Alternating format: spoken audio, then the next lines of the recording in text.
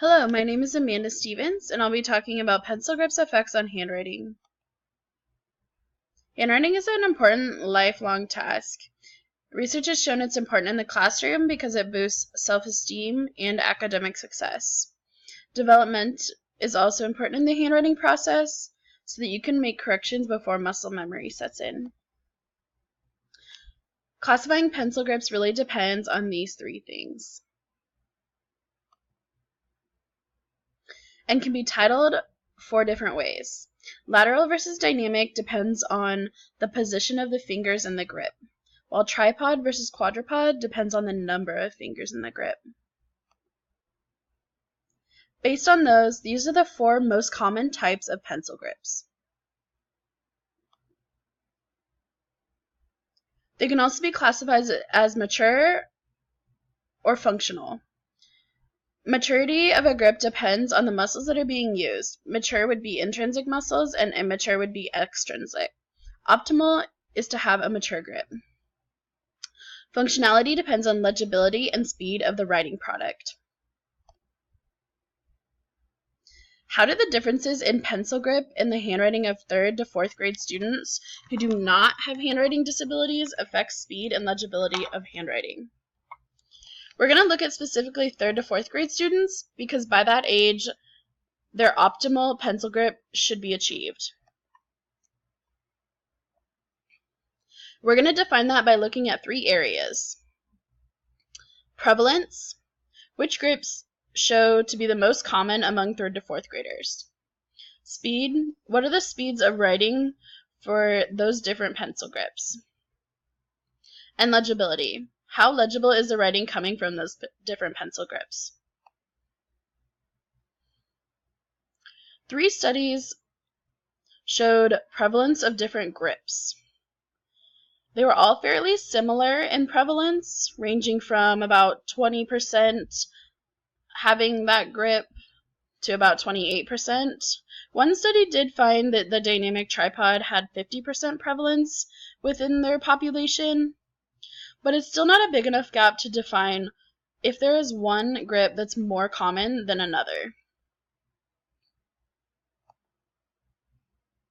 All of those observed classifications of grip were mature and functional.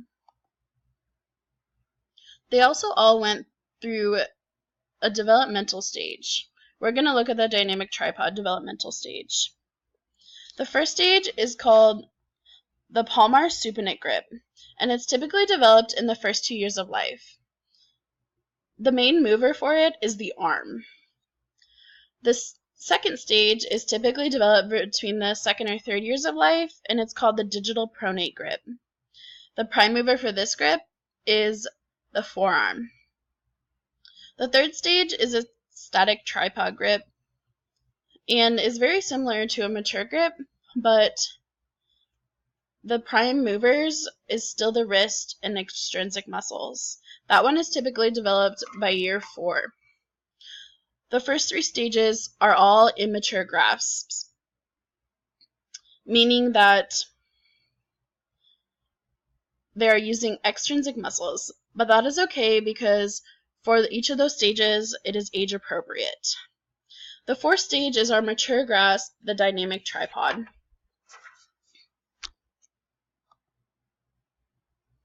Speed has been measured by words or letters that are written in a minute. Kozatek and Powell found that all of the grips they observed ranged in speed from 29 to 34 letters a minute.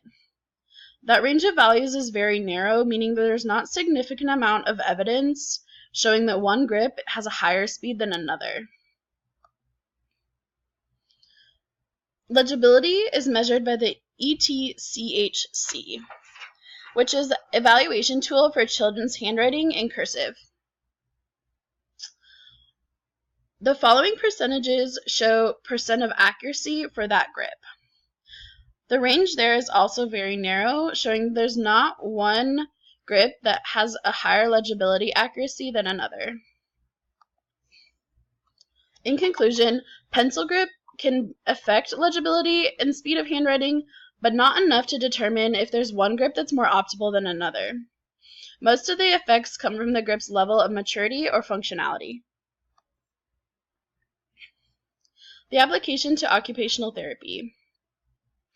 They will help students during their developmental stages and support success in the classroom by supporting and fostering functionality and maturity. The research was inconclusive, which supports the need for individuality in intervention, allowing occupational therapists to cater their interventions specifically to their students, and also allowing them to cater to students who have handwriting disabilities or are behind in the developmental process. Thank you for listening. If you have any questions or comments, please comment below.